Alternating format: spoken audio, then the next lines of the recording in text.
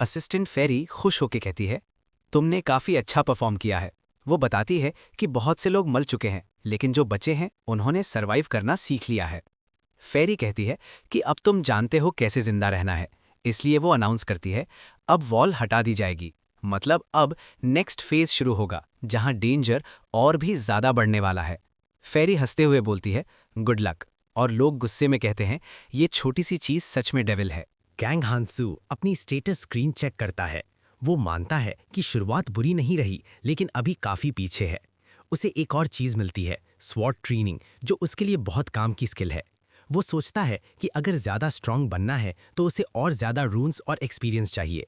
तब उसकी नज़र एक अजीब जगह पर पड़ती है, जहां कुछ अलग ही लग रहा होता है। और यहीं से नेक्स्ट डेंजर शुरू होने वाला होता है। कांग हान सू को हिडन डंजन के बारे में पता चलता है। ये डंजन ट्यूटोरियल एरिया के अंदर छुपा हुआ होता है। अब तक कोई भी इसे क्लियर नहीं कर पाया, ना ही कोई जिंदा वापस आया। इसलिए यहाँ आने वाले लोग बहुत कम हैं, लेकिन जो आए बहुत ज्यादा स्ट्रांग हो गए। कांग हान सू समझ जाता है कि अगर उसे सबसे आगे निकलना है तो यहीं जाना पड़ेगा। ये डंजन उसकी स्ट्रेंथ का सबसे बड़ा प्रूफ बनने वाला है। यहाँ एक रूल बिल्कुल क्लियर है, जितना ज्यादा खतरा उतना बड़ा रिवॉर्ड। ये डंजन इतना मुश्किल है कि ज्यादातर लोग इसके पास तक नहीं जाते, लेकिन कांग हांसू बिना डरे के कहता है, मेरा गोल डिसाइड हो चुका है। वो जानता है कि अगर ये क्लियर हो गया तो उसकी ग्रोथ सबसे ज्यादा होगी। और यहीं से ट्यूटोरियल का फर्स्ट रियल स्टेज शुरू होता है, जहां 100 लोग एक साथ लड़ने वाले हैं। सिस्टम अनाउंस करता है कि इस एरिया में रहने के लिए सिर्फ 1 वीक का टाइम दिया जाएगा और डंजन हंट 3 महीने तक चलेगी। इसके बाद ट्यूटोरियल कंप्लीट हो जाएगा और रिवॉर्ड मिलेगा। लेकिन यहाँ एक राज है। ट्यूटोरियल के पहले स्टेज में 2 हिडन पीसेस छुपे हुए हैं, जहां आज तक कोई नहीं पहुंच पाया। कैंग हांसू डिसाइड करता है कि मुझे ये हिडन डंजन हासिल करना ही होगा। वो जानता है कि जल्दी स्ट्रांग बनने का यही एक तरीका है। फिर वो अकेला जगह एक्सप्लोर करने निकल पड़ता है, जबकि बाकी लोग अभी भी समझने में लगे होते हैं। कुछ लोग बोलते हैं कि मिलकर रहना ही सबसे सेफ ऑप्शन है। वो कैंग हांसू को रोकते हैं और कहते हैं कि अकेले मत जाओ, साथ में सरवाइव करते हैं। लेकिन कैंग हांसू जानता है कि ग्रुप में रहना हमेशा स्ट्रांग बनने का तरीका नहीं होता। वो सीधा मना कर देता है और कहता है कि उसे अकेला ही आगे बढ़ना होगा। लोग उसका नाम लेकर चिल्लाते हैं, पर वो बिना रुके आगे बढ़ जाता है। कांग हांसू हैरान हो जाता है, क्योंकि कुछ लोग उसे पहले से जानते लगते हैं। वो सोचता है, इन्हें मेरा नाम कैसे पता। तब उसे याद आता है कि ये लोग उसके पास्ट के क्लासमेट्स हैं, जो फ्यूचर में उसे भूल चुके थे। अब ये लोग उसे साथ चलने के लिए फोर्स करते हैं। एक लड़की उसका हाथ पकड़कर कहती है, मेरे साथ चलो। कांग हांसू महसूस करता है कि सबकी नज़रें उसी पर टिकी हुई हैं। कैंग हांसू को देखकर कुछ लोग उसे डेंजरस समझने लगते हैं। वो कहते हैं, इस बंदे का ऑरा कुछ अलग ही है। जब कैंग हांसू बात करता है, उसका टोन बिल्कुल कोल्ड और कॉन्फिडेंट होता है।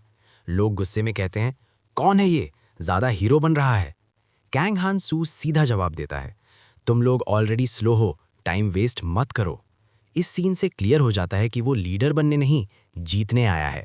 कैंग हांसू को कुछ लोग घेर कर चैलेंज करते हैं। वो गुस्से में कहते हैं, ओपोनेंट्स को पहचानना भी जरूरी होता है। कैंग हांसू बिल्कुल शांत रहकर जवाब देता है, तुम्हें समझ ही नहीं आ रहा तुम किससे उलझ रहे हो। बात हाथापाई तक पहुंच जाती है और टेंशन बढ़ जाता है। तब एक सीनियर बंदा बीच में आकर बोलता है, काम डाउन। वो कहता है कि वो लोग बुरे नहीं हैं, बस जिंदा रहना चाहते हैं। कुछ लोग कहते हैं, मिलकर काम करें तो ज्यादा सेफ रहेगा। लेकिन कैंग हांसू उन्हें देखकर समझ जाता है कि ये लोग अंदर से बिल्कुल अलग सोच रहे हैं। वो महसूस करता है कि ये लोग फ्यूचर में बिट्रेयल करने वाले हैं। कैंग हांसू ठंडे दिमाग से सोचता है, आखिर में सब अपना फायदा देखेंगे। वो डिसाइड करता है कि कुछ लोगों को यहीं खत्म करना ही बेहतर है, क्योंकि इस दुनिया में दया दिखाना सबसे बड़ी गलती बन सकती है। एक लड़की कहती है, लोगों को इतना दूर मत भगाओ, उनकी देखभाल करना भी जरूरी है। कांग हांसू शांत लेकिन सख्त आवाज में बोलता है, तुम बहुत ज्यादा जिंदगियां बचा रही हो। वो मानता है कि हर किसी को साथ ले चलना पॉसिबल नहीं होता। वो क्लियर कर देता है, कुछ लोगों को जानबूझकर अकेला छोड़ना पड़ता है। इस बात पर ग्रुप में गुस्सा और टेंशन बढ़ जाती है। लेकिन लीडर इंटरवीन करके कहता है, छोड़ दो इसे, अभी फोकस गोल पर होना चाहिए। यहाँ सिस्टम के रूल्स सबसे ऊपर हैं। जो कमजोर होता है वो कुचल दिया जाता है, चाहे वो इंसान ही क्यों ना हो। बीच सड़क पर लोगों की लाशें पड़ी होती हैं और कोई मदद के लिए नहीं आता। असिस्टेंट फेरी हंसते हुए कहती है, मुझे ऐसी ही चीजें पसंद है। लीडर मौका देखकर बोलता है, स्ट्रॉन्ग लोग ही आगे चलेंगे। वो अपनी टीम के साथ बिना रुके निकल पड़ता है, क्योंकि यहाँ ह्यूमैनिटी से ज्यादा पावर की वैल्यू है। और ये देखकर कुछ लोग सोचने लगते हैं, क्या इंसान मॉन्स्टर्स से भी ज्यादा खतरनाक हो गए हैं? कुछ लोग बात करते हुए कहते हैं कि उन्हें पता था कैंग हांसू स्ट्रांग है, लेकिन इतना डेंजरस होगा ये एक्सपेक्ट नहीं था। कैंग हांसू बिल्कुल शांत रहता है, जैसे उसे कुछ याद ही ना हो। तब वो कहता है, मुझे मेमोरी लॉस है। सब शॉक हो जाते हैं, क्या? लोग मजाक में बोलते हैं कि ये बंदा ओल्ड मैन जैसे बात कर रहा है, लेकिन असली बात यह है कि कैंग हांसू जानबूझकर अपना पास्ट छुपा रहा है ताकि कोई उसकी असली प्लानिंग समझ ना सके। एक लड़की मुस्कुराते हुए कहती है कि अब सब कुछ ज्यादा इंटरेस्टिंग होने वाला है। कांग हांसू शांत रहकर सिचुएशन को ऑब्जर्व करता है। ग्रुप डिसाइड करता है कि बिना फाइट के आगे बढ़ना ज्यादा सेफ रहेगा। चलते चलते वो लोग एक जगह पहुंचते हैं जहां एटमॉस्फेयर बिल्कुल अलग लगता है।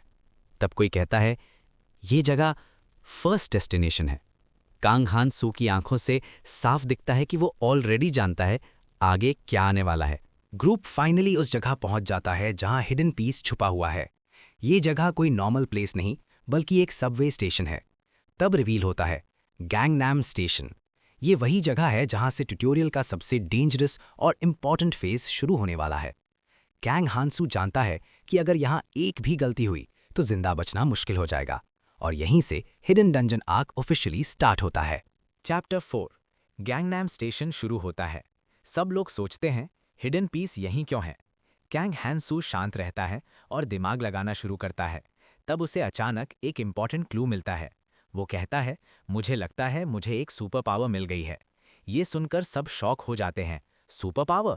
और यहीं से क्लियर होता है कि गैंगनाम स्टेशन सिर्फ लोकेशन नहीं, बल्कि पावर अनलॉक होने की जगह है। कुछ लोग कांग हांसू से कहते हैं, आगे चलने के लिए हमारे साथ रहना पड़ेगा।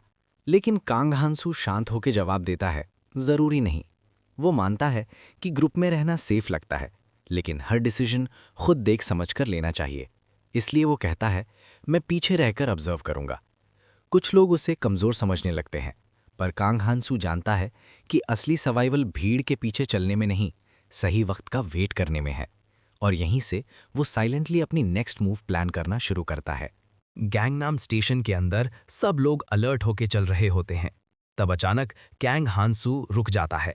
उसकी आंखें किसी डेंजर को पहले ही फील कर लेती हैं। वो कहता है, रुको। लेकिन तब तक पीछे से एक तेज और जानलेवा अटैक आ जाता है। कैंग हांसू चिल्लाता है, तेसुंग, डॉज कर। 1 सेकंड की देर होती और सीधा जान जा सकती थी। अचानक एक बंदा ऊपर से गिरता हुआ अटैक फेस करता है। सब पैनिक हो जाते हैं, ये क्या था? तब रिवील होता है कि ये अटैक गैंगनम स्टेशन के हिडन एनिमीज का है। ये मॉन्स्टर्स पहले से ही यहीं छुपे हुए थे और आवाज सुनते ही अटैक करते हैं। कैंग हांसू कामली वॉर्न करता है, ज्यादा शोर किया तो सब मर जाओगे।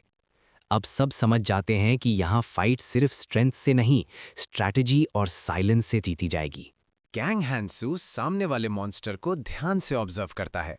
वो नोटिस करता है कि मॉन्स्टर की बॉडी स्ट्रांग है, लेकिन मूवमेंट स्लो है।